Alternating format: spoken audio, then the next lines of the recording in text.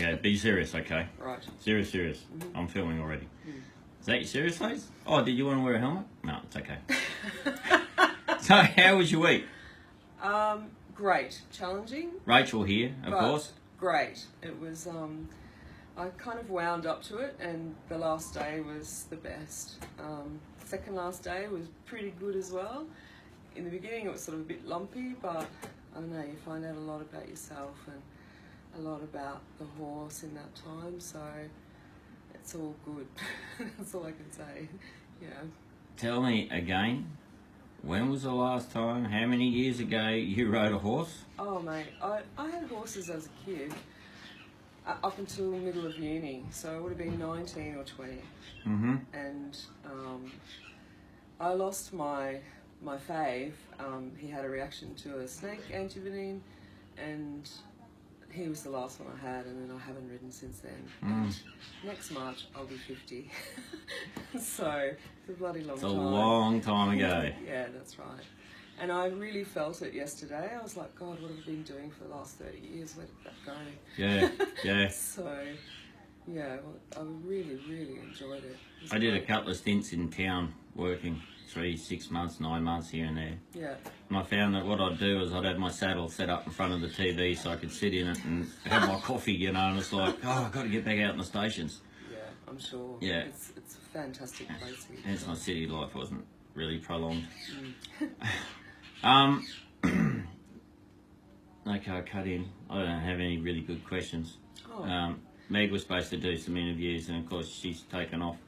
Well, I can explain more if you want. But Oh yeah, you go your hardest, great. girlfriend. It was great over at the shearers' quarters. Yep. We had a good bunch of people, and we all just blended in, all from very different backgrounds, and nobody with huge amounts of horse experience. So there was no real imbalance in that.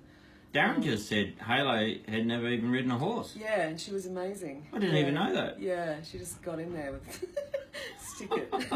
No wonder when I'm saying you've got to kick that horse to go. And she's Yeah. like, oh, but I am. Yeah.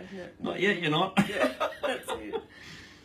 Yeah, so I think that made it great too, because you'd go back there and you'd talk about the day, and you didn't feel on your own at all. Everybody was supportive. Yeah. And it was great. And I did take it slow because my fella's a bit hoity sometimes, but I didn't ever feel unsupported through the whole week, so it was great. Did you ever feel like you were going to die?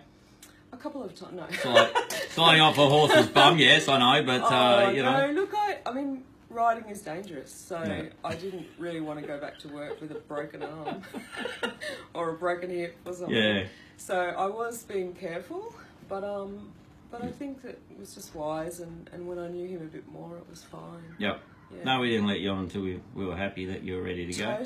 Totally. And being a big stallion like that, Lauren was like, you stay in here and we'll take all those mares out there. And so, I mean, there were people with eyes on you all the time, so I didn't feel unsafe.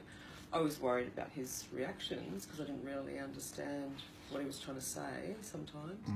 But and you really didn't understand how powerful your link is either. Like at the beginning of the week, I said, everyone's going to experience a link with your horse that you never thought was even believable or achievable in any way or form. And I see a lot of blank faces all the time. I'm like, oh yeah. But then I see the faces like yesterday. Yeah. I was like, holy crap, this horse is just following me around, you know. This horse won't put me in danger. This horse keeps standing between me and someone that's coming towards me. Or yeah, I did think it was all you in the beginning. I thought, oh yeah, he's working in between lunches and smokers and he's coming good. But I've realised that, no, you have enough trouble getting through the day as it is without doing that. yeah. So I don't moonlight at lunchtime. Yeah, that's right. I sleep. Go back and lie down, yeah. That's it. So I gradually began to feel more confident about my relationship with him. And yesterday was amazing when I slid off his bum. It was just, I can't believe he didn't move it. He didn't even squirm. Not even a hair. Nothing. Yeah, he just stood there. I was like, that's amazing. And that was with a saddle on, which is generally a little bit touchier because it's not like you're on on his back and you slide back, Yeah. you've got no physical touch with him, and then all of a sudden, boom, something flops over the end of his saddle, and he's like, "Whoa, what's that?" He didn't even batter an eyelid. And I mean, not that just was a bag awesome. of feed, half a ton. Yeah. So it was good. It was Yeah. it was amazing. Yeah, it blew my mind, and I was so overwhelmed, I suppose, that he was such a great addition to my life. Mm. So, and he's been running wherever he has wild, but I'm pretty sure he's going to have a good life with me. Yeah. Yeah. Yeah, we said that yesterday. Here they are out there running around, you know, fighting and sniffing each other's bottoms and, you know, wondering where the next tuft of grass is going to come, roaming millions of acres. Yeah. And then all of a sudden, someone says, "Hey, I love you just the way you are. And by the way, here's a bucket of nice feed." And he's like, "Oh yeah, a couple of carrots, an apple every now and then." That's it. Yeah, and he certainly wasn't out of condition when I got here. He was doing well. Yeah, he's doing well, that one. Yeah. Anyway. So the scariest part of the week? I think just getting on him Mm-hmm. because my fitness is pretty low. I couldn't get a foot up into the stirrup, so I knew if he mucked about, then I was going to be on the ground. Yeah. But He was I made left of it stone. a very long time, and then he just stood there. So that was great. Yeah, I saw that bit. That was lovely. Yeah. Highlight of the week? I think how much the whole 10 of us bonded, I suppose. That was good. Walter in himself, he's a total highlight. It was great tucker. We had really super food. Mel was fantastic. And what other highlights were there? Everybody else had their moments along the week, but I think for me, Thursday was the best day for confidence and knowing that it was going to be a lasting bond. Yeah. Was that the day the spoon fell out, or was that Friday the spoon fell out? Oh, Friday when I went off his bum was really quite a. It was. I was all tingly and it was big energy for me. Yeah. Thursday was more just getting back on track with him, but it was better to come away with a good day rather than feeling, oh my God, he's a wild stallion and he's still a wild stallion. Yeah, it's a little bit daunting, but it's he easy program to follow, isn't it? Just do this, do that, and that horse will fall in your lap. Yeah, sure. Oh shit, he just fell in my lap. That's it. I'm amazed at how calm and trusting they are if you're just gentle and you just ask questions instead of pushing and shoving. Picking his legs up, like I showed you on one side. We just ask, "Can I have your leg, please, sir?" Yeah. "Oh, thank you." Yeah. And you had to do the other side yourself. He was really great. He was so light, and even in the turning, like unless I really held that rein out, he'd back up straight away. He's very light. Yeah, beautiful horse. Touch, Good job. That's what it is.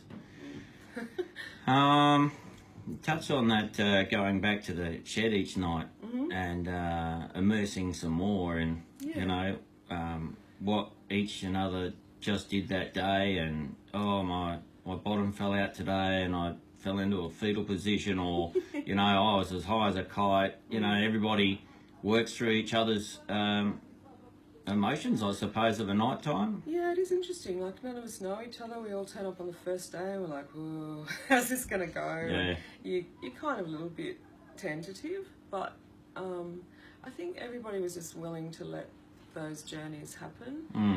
And it was, we'd get back for lunch and we'd talk about what had happened, and people were happy or they disappeared to lie down and go, "What the hell am I doing here?" And then they'd pop up again and something great would happen out there, and it was really part of the experience to be in that confined quarters where you're just mucking in with everybody, and it helped you get through stuff, I think. It's something that we're hearing a lot. Like, we were saving horses at the beginning, and then one day, because of all the messages we kept receiving, people saying that, you know, you're changing my life.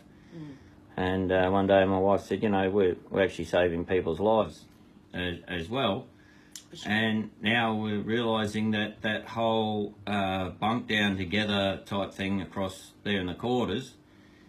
Now, one girl said it a few weeks ago, we bring the best out in the horses, and the horse brings the best out in us. Yeah. And so when we open ourselves up to the horses here, we're actually opening ourselves up to the others living with us while we're doing it. I thought, yeah, that pretty much nails it, I think. Yeah, I think everybody's vulnerable here.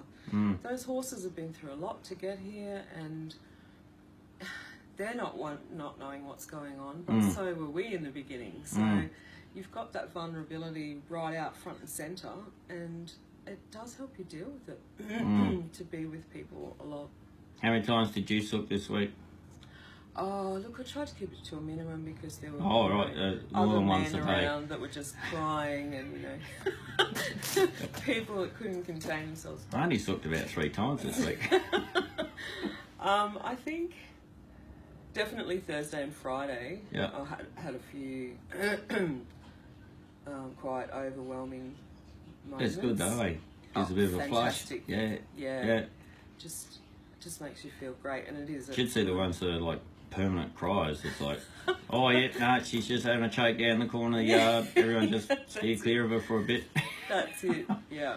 I think I had one frustration sort of cry on the Tuesday or Wednesday, and it was just like I was just giving all these mixed messages, and he was like, "Wow, what do you want from me?" And I felt really frustrated until I took a step back. And 1 + 1. Yeah, that's right. And Lauren's going, "What are you crying about? Tell me what you're crying about. We can fix it." And I'm like, I can't speak. but it was just take it back a step and start again. So yeah, it was great. All right, anything you want to throw in before I push stop? I think you're an awesome family. You do a terrific job. It's amazing that you've been able to keep this going out of your own funds and for so long under such pressure, and I wish you so well out of all of this, and I just hope people accept it for what it is and come and do it themselves if they get the opportunity. Yeah. Absolutely. Yeah. I still got a couple of horses left over. You think? All right, mate. Thank you. Thank you, Joe. It was a pleasure to meet you.